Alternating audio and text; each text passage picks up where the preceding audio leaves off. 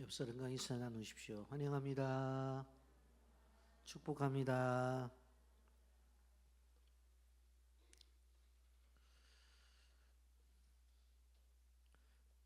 하나님은 에서와 야곱이란 쌍둥이가 태어나기도 전에 이미 계시를 주셨습니다.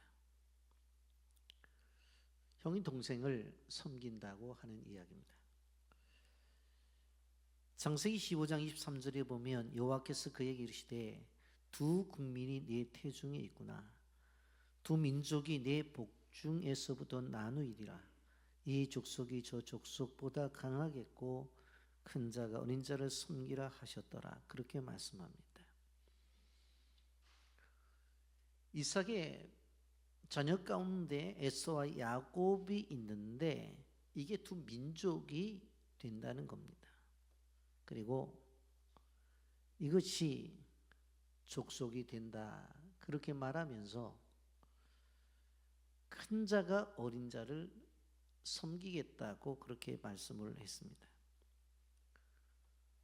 분명히 하나님께서 계시를 주셨죠. 그러면 참고 기다렸어야 했었습니다. 그런데 기다리지 못합니다. 그리고는 형의 장자권을 탈취합니다. 사실 내용적으로 보면 이삭은 나이가 많았을 때에 아이들을 임신했을 때 그것을 기억하지 못하고 자신이 좋아하는 에서에게 축복을 주려고 하지만 그 이야기를 들은 아내 리브가가 자기가 좋아하는 야곱을 남편에게 보내서 축복을 받게 합니다. 그런데 단순히 이것은 축복을 받았다, 받지 못했다 하는 것을 떠나서 어떤 결과를 나타내느냐? 바로 형 에서가 동생 야곱을 죽이려고 하는 데까지 가게 되었습니다.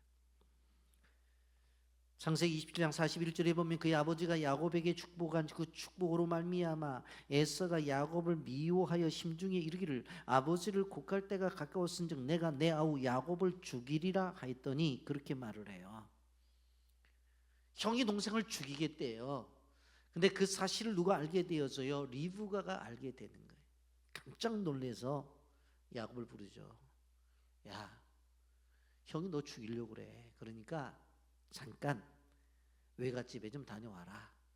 그렇게 이야기를 하면서 자기 고향 바단 아람으로 보냅니다.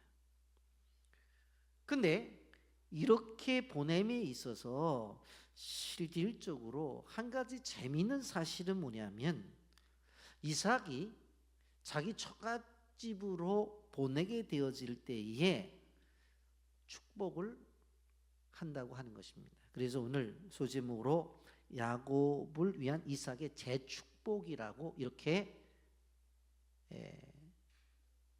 말씀을 드립니다. 이전에 어떤 일이 있었어요? 자신에게 주어진 축복권을 누구에게 주려고 그랬어요? 큰아들 에서에게 주려고 그랬잖아요. 근데 실패했잖아요. 근데 이제는 어떻게 해요? 사실 야곱이 처가로 가게 되어질 때에 누구를 축복해요? 야곱을 축복하는 것을 보게 되어져요. 창세기 21장 1절에 이렇게 말합니다. 이삭이 야곱을 불러 그에게 축복하고 또 당부하여 이르되 축복을 하면서 당부의 이야기를 했대요. 그런데 이 재축복을 하면서 네 가지의 축복의 내용이 들어가 있는 것을 보게 됩니다. 첫째, 어디로 가야 될지 분명히 이야기를 합니다. 여러분 2절 말씀해 보면 일어나 바단 아람으로 가서 내 외조부 부두엘의 집에 이르러 그랬잖아요. 어디를 가야 될지 분명히 제시한 것을 바라볼 수가 있습니다. 내가 일어나서 가야 될 것은 바단 아람이다. 거기에 외할아버지가 살고 있는 부두엘의 집에 가야 된다. 분명한 방향을 정해줬어요. 두 번째 축복이 무엇입니까? 가서 무엇을 해야 되는지를 말씀했습니다. 다른 것이 아니라 결혼하라는 것이었습니다. 28장 1절 2절에 보게 되어지면 이삭이 야곱을 불러 그에게 축복하여 또 당부하여 이르되 너는 가나안 사람의 딸들 중에서 아내를 맞이하지 말고 일어나 밧단 아람으로 가서 내 외조부 부들의 집에 이르러 거기서 내 외삼촌 라반의 딸들 중에서 아내를 맞이하라. 가서 무엇을 해야 되는지 결혼을 해야 된대요. 그 외갓집에 가서 외삼촌의 자녀들과 결혼을 하라고 분명코 말씀을 해 줍니다. 그리고 왜 외갓집에 가야 되고 외삼촌의 자녀랑 결혼을 해야 되는지를 이야기를 해 줍니다. 그 이야기가 바로 오늘 본문에 또 한 4가지로 나오는 것을 볼 수가 있어요. 3절 4절에 보면 전능하신 하나님이 내게 복을 주시어 내가 생육하고 번성하게 하여 너가 여러 족속을 이루게 하시고 아브라함에게 허락하신 복을 내게 주시되 너와 함께 내 자손에게 주사 하나님이 아브라함에게 주신 땅 곧 내가 거류하는 땅을 내가 차지하게 하시기를 원하노라. 첫째가 무엇입니까? 언약의 공동체를 이루기 위한 목적이었어요. 외갓집에 가서 외삼촌의 자녀들과 결혼한다고 하는 것은 우리가 전체적인 내용을 우리가 알고 있습니다만 믿음의 공동체를 이루는 거잖아요. 언약의 공동체를 이루는 것이죠.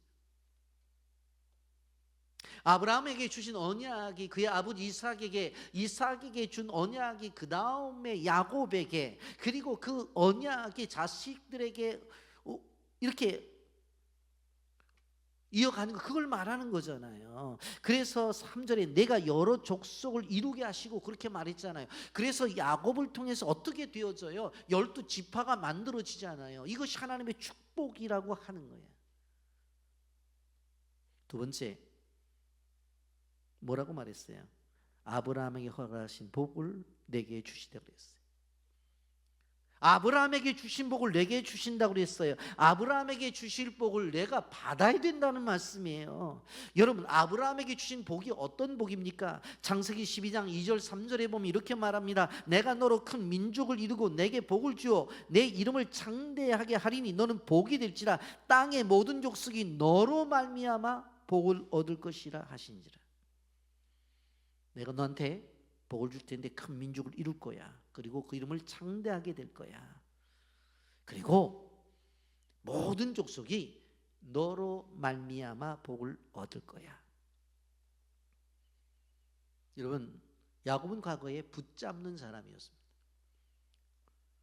그가 어머니 뱃속에서 나가게 되어질 때 형 에서가 먼저 나가려고 하니까 발뒤꿈치를 붙잡고 자기가 먼저 나가겠다고 몸부림을 쳤던 사람이었어요. 붙잡는 사람이었어요. 팥죽 한 그릇에 그 복을 붙잡는 사람이었어요. 그런데 이제는 어떤 사람이 되어져야 되느냐? 내가 가진 것을 가지고 흘려 보내는 사람이 되려는 거예요.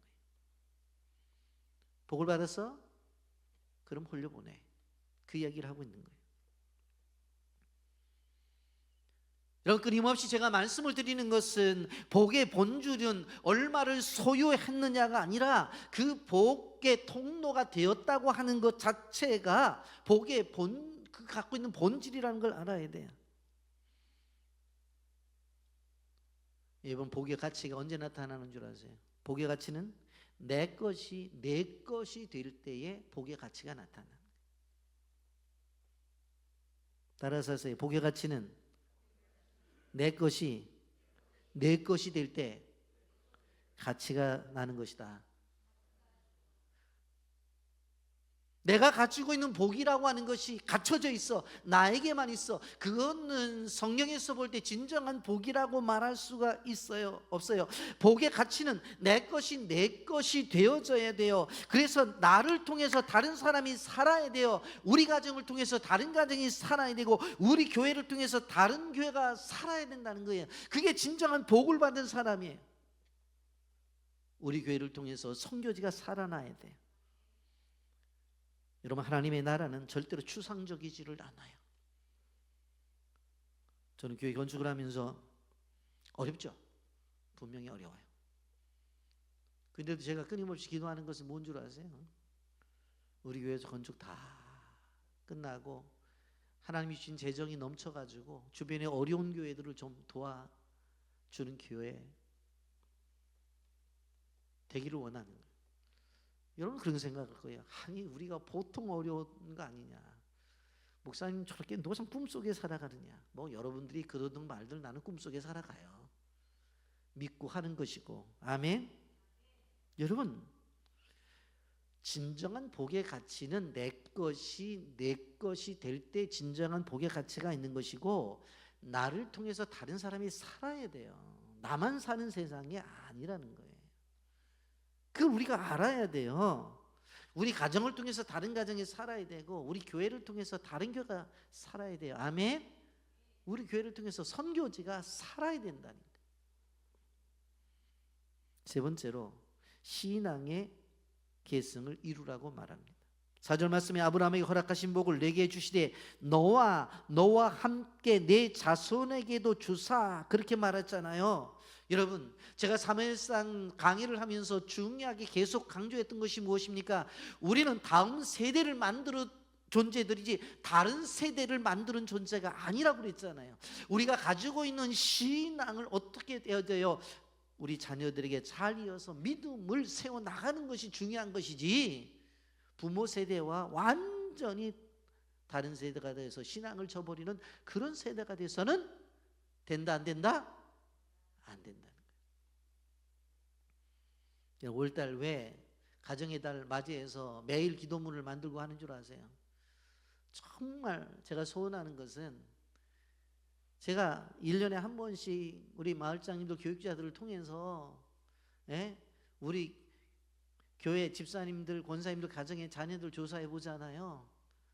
주일학교 아이들이 안 나오는 애들이 100명이 넘어요. 청년들도 마찬가지고.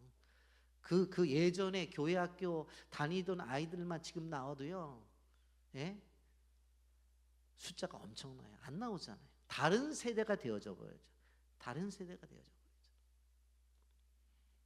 이른 양 차리기 운동할 때 다른 데 있는 것이 아니라 집안에 이른 양을 찾아야 된다. 그리고 또 한 가지 여기서 알 수 있는 것은 땅의 축복을 이야기합니다. 뭐라고 말씀했어요? 하나님이 아브라함에게 주신 땅, 곧 내가 거류하는 땅을 내가 차지하게 하시기를 원하노라. 땅. 여러분 지구촌에 얼마나 땅이 넓고 굉장히 넓어요. 중국, 러시아, 캐나다, 미국, 아프리카, 뭐 지도 보면 나라마다 땅을 구분한 거 보면 아주 넓어요. 거기에 비하면 우리나라는 구석에 덜렁덜렁 달려있는 것 같아. 그런데 아브라함이 받은 땅을 이야기를 해요. 왜 그 땅을 이야기할까? 세상에 수많은 넓은 땅이 있는데 꼭 그 땅을 이야기해요. 그 이유가 무엇입니까? 바로 그 땅은 하나님의 임재가 있고 그 땅은 하나님의 통치가 있기 때문에 그래요. 그래서 그 땅이 중요해요. 그 땅에 예수님이 오시잖아요. 여러분 우리가 이전하는 논현동 땅이 왜 그렇게 중요해요? 그 땅은 하나님의 임재가 있는 땅이기 때문에 중요한 거예요. 아멘. 그 땅에서 다음 세대들이 자라날 것이기 때문에 중요한 거예요. 그 땅에서 열방 속에 있는 수많은 선교지의 영혼들이 그곳에 와서 바로 한국 교회를 바라보면서 한국 교회가 받은 축복을 배우고 그들이 돌아가서 하나님 주신 복을 누리는 선교지를 만드는 그 일 때문에 그 땅이 중요하다고 하는 것을 우리는 알아야 돼. 우리 대한민국도 생각해 봅니다. 놀랍게도 포브스 선정에서 세계 6번째 강대국이 되었어요. 어느 순간에 그렇게 된지 모르겠어요. 여러분 일본도 8위예요. 대한민국 6위를 차지했어요. 그 앞에 있는 나라들은 독일, 영국, 러시아, 중국, 미국 요 정도의 나라예요. 세계에 여러분 들어가게 되어지면 250개국 이상의 나라가 있는데 거기에 6번째로 이 나라가 인정을 받고 있어요. 똑같은 말을 쓰고 있는데 딱 잘려있는 북한을 보세요. 그들이 노력 안 했어요? 아닙니다. 천리마 운동을 하고 난리를 폈는데도 못 살잖아요. 이 나라가 이 가난에서 탈출하고 이 정도 인정을 받게 된 것이 무엇입니까? 바로 하나님의 은혜. 이 땅이 여러분 얼마나 귀한 땅인 줄 아세요? 세계 어느 곳곳을 보더라도 면적 단위 교회가 가장 많이 있는 나라가 세계에서 대한민국이에요. 여러분 상가에 보면 오른쪽에도 교회, 위에도 교회, 아래도 교회인 데가 얼마나 많아요. 그렇잖아요. 이 나라가 IMF 시대도 잘 통과를 했어요. 코로나 시대에도 잘 통과를 했어요. 지금 미국과 이란의 어떤 전쟁 속에서도 우리는 잘 통과할 줄을 믿어요. 왜 그래요? 이 땅, 이 대한민국, 우리가 살고 있는 땅은 구석구석에서 십자가가 있는 땅이에요. 십자가가 있는 땅. 제가 청년 때에 저희 교회 담임 목사님이 저랑 얘기를 하면서 그런 얘기를 했어요. 제가 목사님 교회가 요즘 너무 많은 것 같아요. 그랬더니 안 선생 그러더라고요. 예, 그랬더니 와봐. 저한테 딱 얘기를 하더라고요. 안 선생, 예, 파출소가 많은 게 좋아? 교회가 많은 게 좋아? 그러더라고요. 뭐 당시만 하더라도 파출소 그러면은 범죄한 사람들 조사하고 데려다 가두고 막 그런 일을 했잖아요. 어유 교회가 많은 게 좋죠. 그랬더니 웃으면서 파출소 많은 것보다 교회 많은 게 좋은 거야. 답을 주시더라고. 여러분 이 땅이 왜 귀중하냐고? 그래서 저는 끊임없이 교회는 개척되어져야 된다고 생각을 해요. 왜? 그래야지 그 땅을 하나님이 존귀하게 보기 때문에.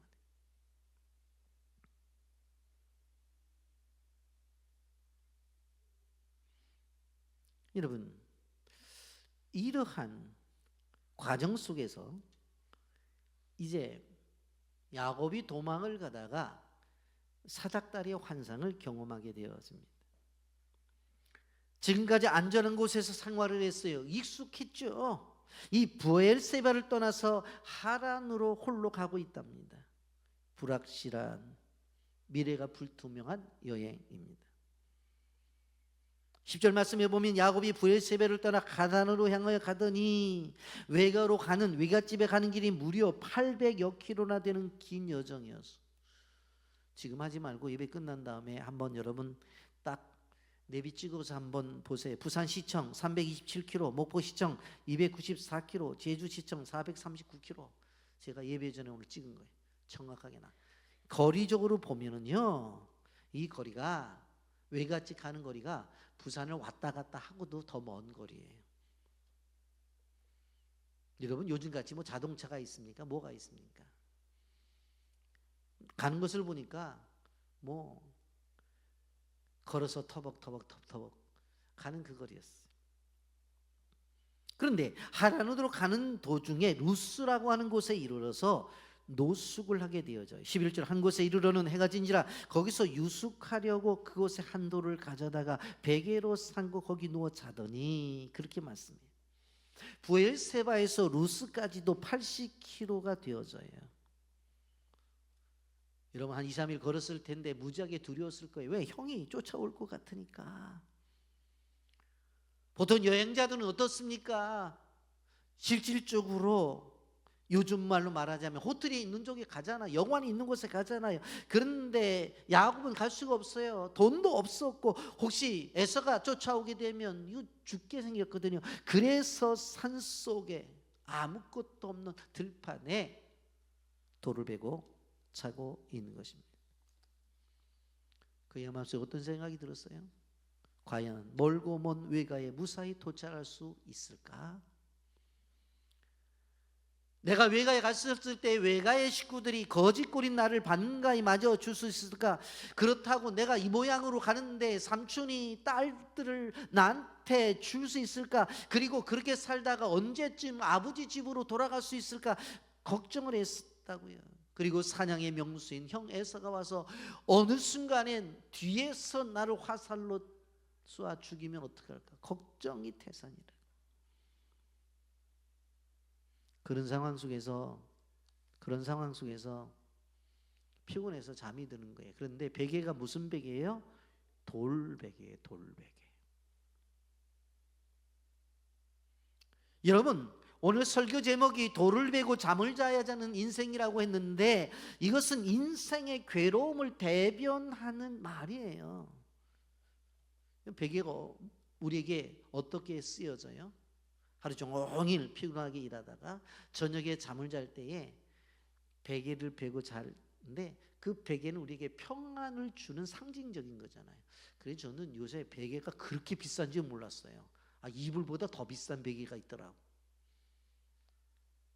모든 피로를 사라지게 해준다는 거예요. 그런데 돌베개예요. 돌베개. 여러분, 돌베개. 제가 어렸을 때에 어른들이 학교 갈 때 아무리 피곤해도 돌 위에서는 자지 말아라. 왜냐하면 이게 차가운 데 자다 보면 이게 입이 돌아갈 수 있다. 늘 그런 얘기를 들었어요. 그런데 돌베개를 뱄어요. 여러분, 우리는 우리 주변에 우리의 인생을 향해서 평안과 기쁨과 안녕을 줄 수 있는 것들이 있는데 오히려 그런 것들이 내 인생을 자꾸 힘들게 하고 저버리고 나를 괴롭게 하는 것들이 너무나 많아요. 그렇잖아요. 이 돌베개뿐만 아니라 가시방석이라는 말을 쓰잖아요. 방석은 어떤 것입니까? 우리가 앉을 때 편하게 만들어주는 것이 방석이죠. 그런데 그 방석이 가시와 같아. 가시방석. 그런 말을 하잖아요. 가시방석과 같다. 여러분, 우리가 주어진 것을 맛있게 먹고 그것을 먹어서 힘을 얻어야 하잖아요. 그런데 이런 말 하잖아요. 눈칫밥. 밥은 밥인데 눈칫밥이래요. 눈칫밥. 제가 이제 결혼하려고 저희 처갓집에 갔는데 우리 장모님이 밥을 해줬는데 저는 그렇게 높은 하얀 산을 지금까지 처음 봤어요. 밥 공기에 밥을 올려놨는데 2층 3층 아파트야, 아파트. 먹어도 계곡이 안 나와요. 근데 어떻게 하겠어요? 처음 밥 해주셨는데 그냥 먹었죠. 그랬더니 우리 장모님이 그러더라고. 밥은 잘 먹구만, 그러더라고. 그 말 한마디 들으려고 그거 다 먹었어요. 그랬더니 장인어른이 또 하얀 종이를 가지고 와서 여기다가 이름 석자하고 주소를 한문으로 쓰래. 미리 알았으면 내가 글씨 연습이라도 하고 가지. 그래서 또 썼지요. 또 한문으로 주소하고 이름을 딱 썼더니 우리 장인어른이 글씨는 괜찮게 쓰는구만, 그러더라고. 2가지 합격을 했어요. 2가지 합격. 여러분, 우리가 생각을 해보세요. 눈칫밥. 밥은 우리에게 기쁨이 되어야 되는데 눈칫밥이에요. 그런 것만 있습니까? 독을 준비해서 거기다가 물을 담든지 간장을 담든지 된장을 담는데 독이 독의 역할을 하지 못해요. 밑 빠진 독이 돼서 다 빠져버려. 그렇잖아요. 생활하는 분들이 버는 것 같은데 우리 집안은 밑 빠진 독 같아. 없어. 늘 없어. 그런 표현을 쓰잖아요. 우리 삶의 애환을 이야기하는 거예요. 그게 뭐예요? 돌베개예요. 이 돌베개라는 것이 편안한 것이 아니라고 하는 것입니다. 나를 행복해야 줘야 되는 것들이 행복을 안 준다는 거예요. 여러분, 아이들 태어났을 때 얼마나 기쁘고 즐겁고 감사했어요. 할렐루야 했지요. 그런데 얘네들이 요즘은 나이 제한이 없더라고.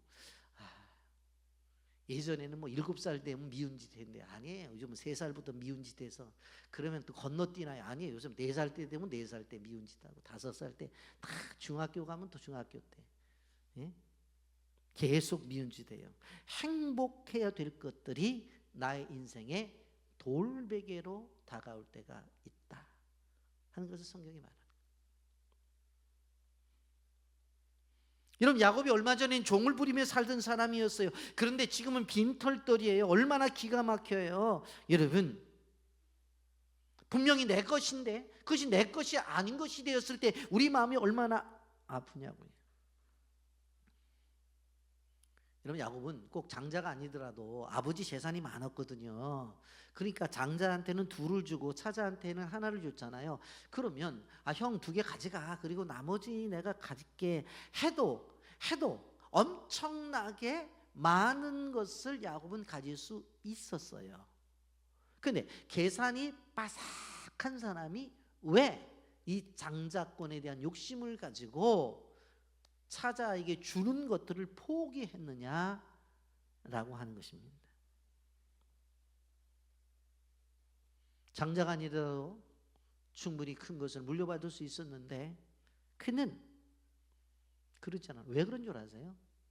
언약에 관심을 가졌던 것입니다. 할아버지 아브라함으로부터 왔던 약속이 아버지 이삭에게 왔는데 그 흐르는 이 언약을 세상에 보이는 어떤 재산보다도 빼앗길 수 없다고 하는 분명한 것이 있어서 눈앞에 보이는 재산보다도 이 하나님의 약속인 언약을 붙잡았다고 하는 것입니다. 그래서 도망자가 된 거예요. 여러분, 세상의적인 눈으로 보면 에서는 땡 잡았어요. 왜? 아니, 동생한테 하나라도 줘야 되는데 자기는 둘만 가져도 되는데 이제는 다 누구 거 된 거예요? 동생 도망갔으니까 다 자기 거 됐다니까. 다 자기 거 됐다. 사실 세상적인 눈으로 보면요, 누가 지금 수지 맞은 거예요? 에서가 수지 맞은 거예요. 에서가. 여러분이 이런 상황 같으면 어떻게 했어요? 에서 될래요? 야곱 될래요? 오늘 성경은 그 얘기를 하고 있는 거예요. 근데 그 밤에 야곱이 꿈을 꾸는데 신비한 꿈을 꾸는 거예요. 단순한 꿈이 아니라 영적인 체험입니다. 꿈속에서 자기가 눕고 있는 그 현장에 사닥다리가 세워지더니 하나님의 사자들이 오르락 내리락 오르락 내리락 오르락 내리락 오르락 내리락 하는 거예요. 12절 13절입니다. 꿈에 본즉 사닥다리가 땅 위에 서 있는데 그 꼭다기가 하늘에 닿았고 또 본즉 하나님의 사자들이 그 위에서 오르락 내리락 하고 또 본즉 여호와께서 그 위에 서서 이르시되 나는 여호와니 너희 조부 아브라함의 하나님이요 이삭의 하나님이라 내가 누워 있는 땅을 내가 너와 내 자손에게 주리니. 여러분, 우리가 여기서 알 수 있는 것은 무엇인가 하면 야곱이 하나님을 찾은 것이 아니라 하나님이 야곱을 찾아왔다고 하는 것이에요. 우리가 이것을 기억해야 돼요. 이 사실을 생각해 볼 때 여기 지금 야곱이 경험하는 광야는 절대로 끝이 아니라 그 광야는 하늘의 문이 열리는 장소가 되는 거예요. 그 광야는 축복을 받는 축복의 시작이 되어진 거예요. 여러분, 광야를 지낸다고 걱정과 염려를 하지 마세요. 바로 그 자리가 하늘이 열리는 자리라는 사실을 믿으시길 바랍니다. 광야는 축복이 시작되는 자리. 여기서 보게 되어지면 세 번에 걸쳐서 본즉이라는 말이에요. 본즉. 길에서 파는 본죽이 아니라 본즉이에요. 본즉. 졸면서 목사님 오늘 설교 시간에 본죽 얘기하더라고. 본죽이 아니라 본즉. 12절에 두 번, 13절에 한 번 환상을 보여주시는 거예요. 고난의 현장 속에서, 돌베개를 베고자 하는 그 고통의 현장 속에서, 인생이 다 끝났다고 말하는 그 현장 속에서 하나님이 보여주시는 것이 있어요. 본즉.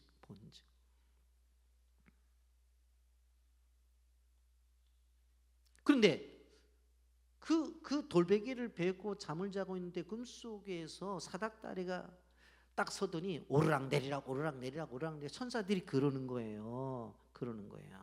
근데 이 뜻을 예수님께서 정확하게 해석을 해주셨어요. 예수님께서 요한복음 1장 51절에 또 이르시되 진실로 진실로 너희에게 이르노니 하늘이 열리고 하나님의 사자들이 인자 위에 오르락 내리락 하는 것을 보리라 하시니라 그랬어요. 이 요한복음 1장 51절을 하나만 바뀌어보세요. 또 이르시되 진실로 진실로 너희에게 이르노니 하늘이 열리고 하나님의 사자들이 사닥다리 위에 오르락 내리락 하는 것을 보리라. 그러니까 인자라는 말과 사닥다리라는 말을 바꾸면 똑같은 이야기예요. 그러니까 결국은 무엇을 이야기하냐면 야곱이 꾼 사닥다리의 꿈은 바로 예수 그리스도께서 이 땅에 오셔서 우리에게 하나님과의 관계를 이어가고 끊임없이 하나님의 복을 주시기 위한 역할을, 사닥다리 역할을 하실 것이라고 하는 예언이기도 해요. 예수님께서 뭐라고 말씀하셨어요? 요한복음 14장 6절에 예수께서 가라사대 내가 곧 길이요 진리요 생명이니 나로 말미암지 않게 하는 아버지께로 갈 자가 없느니라. 곧 아버지께로 가는 사닥다리가 누구라는 거, 예수님이라는 것을 말씀하고 있는 것을 볼 수가 있습니다. 그러면서 뭘 얘기해요?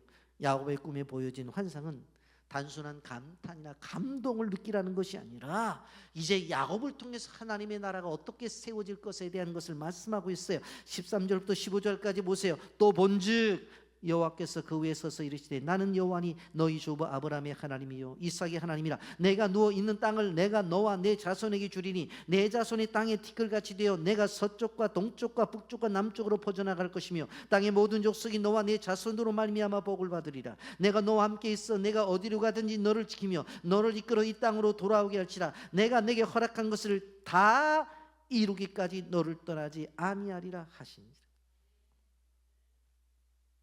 여러분, 우리가 알아야 돼요. 은혜라고 하는 것은 우리가 하나님 앞에 나가는 것, 그것도 은혜죠. 그런데 진정한 은혜의 시작은 하나님께서 우리에게 오는 것입니다.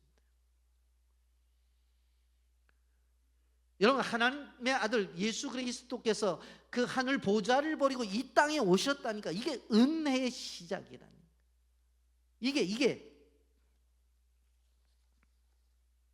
그러면서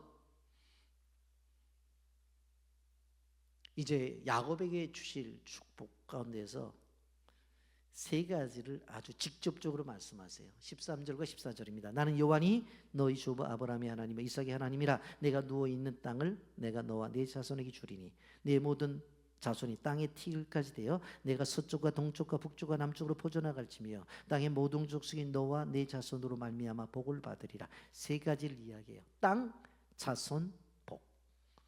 따라서 하세요. 땅, 자손, 복. 야곱은 아브라함이 받은 복, 할아버지가 받은 복에 대해서 이야기를 들었어요. 땅에 대한 거, 자손에 대한 거, 복의 통로가 되한다는 걸 이야기 들었다고. 아버지도 그러한 복을 받는다는 걸 들었어요. 그런데 하나님이 뭐라고 말하냐면 너희 할아버지 아브라함이 받았던 복, 그리고 너희 아버지 이삭이 받았던 복도 너도 동일하게 받을 것이라고 그렇게 말하는 거예요. 어떻게 생각해 보면 야곱은 허물이 많은 사람이에요. 윤리적으로도 문제가 많은 사람이에요. 비난받을 내용들이 많았어요. 그런데 하나님께서 그것을 초월해서 뭐라고 말을 해요? 할아버지와 아버지가 받던 복을 너도 받을 것이다. 그리고 임마누엘의 축복을 약속하잖아요. 15절에 내가 너와 함께 있어 내가 어디로 가든지 너를 지키며 너를 이끌어 이 땅으로 돌아오게 할지라. 내가 내게 허락한 것을 다 이루기까지 너를 떠나지 아니하리라 하시니라. 내가 어디로 가든지. 여러분, 우리에게 이만한 축복을 주셨어요. 우리의 선택 속에 실수도 있어요. 우리가 선택 속에 잘못하는 것도 있어요. 여러분, 우리가 생각을 해보면 내 뜻과 하나님의 뜻이 있을 때에 내 뜻과 하나님의 뜻이 하나가 되어지면 순종하기가 얼마나 쉬워요. 그런데 문제는 무엇인가 하면 내 뜻과 하나님의 뜻이 다를 때에 내 뜻을 꺾고 주님의 뜻을 따를 때 너무 힘든 거예요. 너무나 힘든 거예요. 성경 그렇게 말하래요. 그렇게 하래요. 그래서 내 생각대로 했다가 돌베개에 잔다니까. 왜 돌베개에 벤 거예요? 가만히 있어서 기다리면은 형이 동생 섬긴다고 하나님이 태중에서부터 약속했으면 그대로 기다리면 되는 건데, 죄송한 표현을 씁니다. 오두방정을 떨고 기다리지 못했다가 이런 일이 벌어지는 거예요. 그러니까 우리가 알아야 되는 것은 하나님의 뜻이 분명히 있는데도 내 뜻대로 살다가 돌베개에 벤다. 근데 그 꿈을 꾸다가 꿈이 깼어요. 달라졌어요. 세상을 다르게 보여져요. 자기의 삶이 다르게 보여져요. 여러분, 상황은 달라진 게 없어요. 그 땅에 그 장소예요. 이제 낯선 친척 집에 가서 얹혀 살다가 돌아오라는 엄마의 요구가 그에게 있었어요. 그런데 이 사닥다리 환상을 통해서 그가 놀란 거예요. 16절 17절에 보세요. 야곱이 잠이 깨 이르되 여호와께서 과연 여기 계시거늘 내가 알지 못하였도다. 이에 두려워 이르되 두렵도다. 이곳이요 이것은 다름 아닌 하나님의 집이요 이는 하늘의 문이로다 하고. 여러분, 신앙생활이라고 하는 것이 여러 가지로 표현되죠. 그런데 주님 오십시오 하고 주님을 맞아들이는 것도 아름다운 신학인데, 여기에서 또 하나 중요한 것을 우리에게 가르쳐 주신 것이 뭐냐면 이미 계신 하나님을 깨닫는 거예요. 지금 이 산속에 돌을 베고 자고 있는 이 산속에 야곱은 무엇을 깨달은 것이에요? 이곳이 다름 아닌 하나님의 집이고 하늘의 문이라는 거예요. 장소가 달라진 게 아니에요. 똑같은 장소예요. 그럼에도 불구하고 그것이 하나님의 임재가 있는 곳이라는 것을 깨달은 거예요. 뭐 지금 왔냐고? 아니에요. 하나님은 이미 거기 계셨어요. 누가 몰랐을 뿐이에요? 야곱만 몰랐을 뿐이에요. 그래서 그는 하나님의 집이고 하나님의 문이라고 고백을 합니다. 여러분 아셔야 되는 분이 무엇인 거 아니냐면 여러분의 집도 이미 하나님이 계신 곳입니다. 아멘. 여러분의 직장도 이미 그곳에 하나님이 계셔요. 아멘. 우리 학생들이 이미 여러분이 다니는 학교에 하나님이 계시다니까. 아멘. 우리가 그것을 깨닫지 못할 뿐이지 이미 우리의 삶의 환경 속에서 어느 곳에 있든지 하나님은 이미 계셨어요. 그래서 신앙이라고 하는 것은 이미 계신 하나님을 발견하는, 그 하나님을 느끼는 거예요. 이곳에서 야곱이 세 가지의 약속을 합니다. 여기 보게 되어지면 제일 먼저 한 것이 있습니다. 예배를 드리죠. 예배를. 야곱이 자기를 찾아오신 그 하나님을 기념하면서 예배를 드립니다. 베개로 베었던 돌을 가지고 기둥을 삼죠. 그리고 그것을 베델이라고 합니다. 18절 19절 보게 되어지면 야곱이 아침에 일찍 일어나 베개로 삼았던 돌을 가져다가 기둥으로 세우고 그 위에 기름을 붓고 그곳 이름을 베델이라 하였더라. 이 성의 옛 이름은 루스더라. 그렇게 말했어요. 아침에 일찍 일어나. 히브리 사람들의 시간 개념은 동이 틀 때 무조건 아침이에요. 그러니까 우리 개념은 새벽이라고. 그러니까 야곱이 새벽 예배를 드렸다는 이야기예요. 야곱이 새벽 예배를 드렸다는 거예요. 그리고 기둥을 세우고 그 위에 기름을 부어요. 기름을 부어요. 여러분, 밤새 베고 잤던 눈물의 베개가 이제는 하나님 앞에 예배를 드리는 제단이 되었던 것을 볼 수가 있습니다. 감사의 기념비가 되었어요. 여러분, 그 아침에 일찍 일어나 이렇게 예배를 드려요. 제가 새벽 기도를 하러 나오면서 가끔 그런 기도를 드립니다. 주님, 새벽에 나와서 설교할 수 있는 교회를 주신 것에 대해서 감사하고요. 그리고 요새는 다 12명만 나와요. 12명의 제자들이 있는 것에 대해서 감사하고요. 그러면서 제가 기도를 드리는 게 뭐냐면, 두 번째로 그래도 집에서 앉아서 유튜브라도 좀 드렸으면 좋겠어요. 제가 그런 기도를 드립니다. 그리고 세 번째 뭐 어떻게 드린 줄 알아요? 그거 더 힘든 분들은 꿈속에서라도 주님 만나게 해주세요. 그렇게 기도를 드려요. 야곱이 새벽같이 일어나서 예배를 드리잖아요. 예배를 드리잖아요. 그리고 그 돌에다가 뭘 부어요? 기름을 부어요.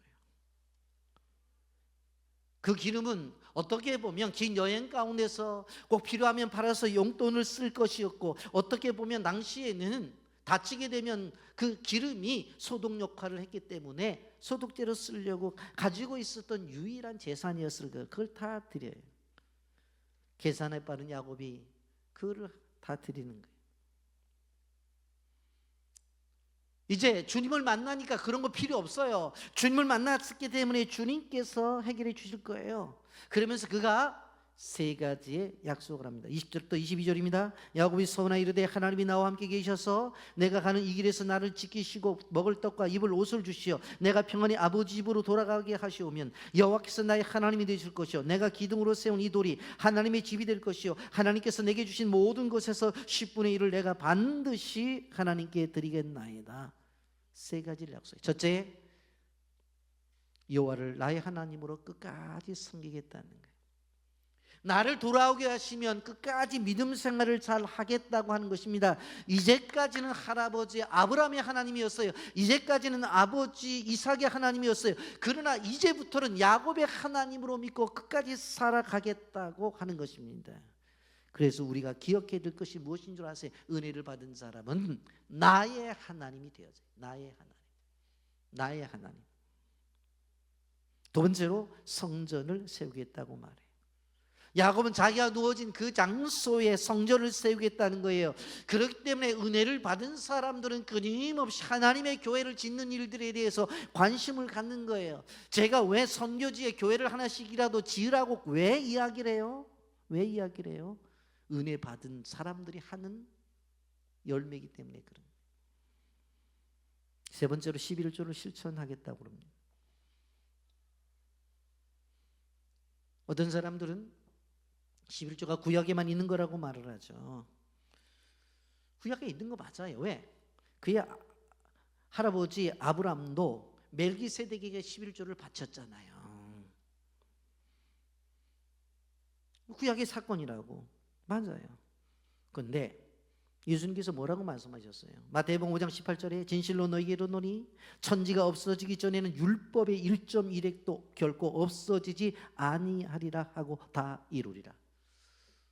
율법이 1.1획도 없어지지 아니했는데 예수님이 11조에 대해서 뭐라고 말했어요? 마태복음 23장 23절에 화 있을진저 외식하는 서기관들과 바리사인들이여 너희가 박하와 외향과 근처의 11조는 들이되 율법에 더 중한 바 정의와 긍휼과 믿음을 버렸도다. 그러나 이것도 행하고 저것도 버리지 말아야 할지니라.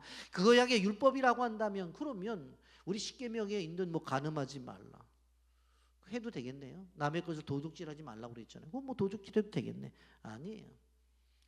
율법은 지금도 살아서 움직여요. 저는 우리 교회를 바라볼 때 감사한 것이 뭐냐면 다른 교회 목사님들과 교제를 하다가 보면 어른들은 11조를 하는데 젊은 사람도 11조를 잘 안 하는데 그런데 우리 교회는 젊은 분들도 거의 11조를 다 해요. 그러고 직장에 취직을 하면 첫 월급을 그냥 다 드려요. 저는 교회 재정의 있고 없고에 그런 것을 떠나서 좋은 전통이라고 그렇게 생각을 합니다.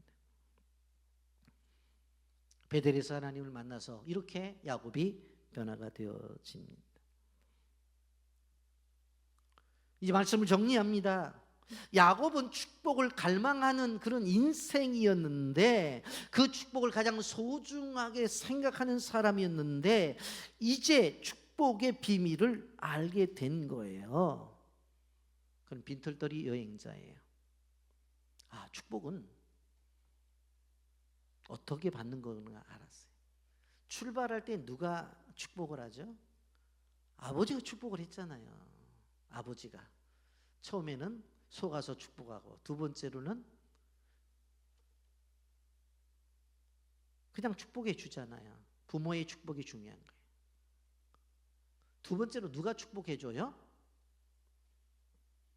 아니 베델에서 잠잘 때 하나님이 축복을 해주잖아요. 하나님의 축복이 중요한 거예요. 그리고 제가 지난주에 요절처럼 말씀을 드린 것처럼 관계가 안 좋은 원수 같은 사람을 위해서도 서로 어떻게 하라? 축복하라 그랬잖아요. 그러니까 서로의 축복이 중요한 거예요.